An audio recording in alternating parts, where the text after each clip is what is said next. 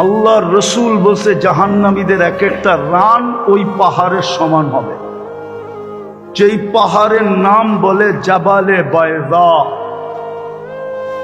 গুগলে সার্চ দেন জাবালে বায়দা, চলে আসবে ইয়ামানে। বিদায় কানতে কানতে কানতে কানতে, এটাই সত্য, কবির কথাই সত্য। পাহাড়ের কান্না দেখে তোমরা আমায় ঝর্ণা বলো। পাহাড়ের কান্না থেকেই কিন্তু ঝর্ণার সৃষ্টি হয়, নাইলে ঝর্ণা অন্যভাবে সৃষ্টি হয় না। পাহাড়ের কান্না দিয়েই ঝর্ণার সৃষ্টি হয়। এই জন্যই বাঙালি কবি লেখছেন, পাহাড়ের কান্না দেখে তোমরা আমায় ঝর্ণা বলো। 4500 কিলোমিটার দরিয়ায় নীল, ওটাও পাহাড় থেকে উৎপত্তি। একটা উগান্ডা, একটা ইথিওপিয়া।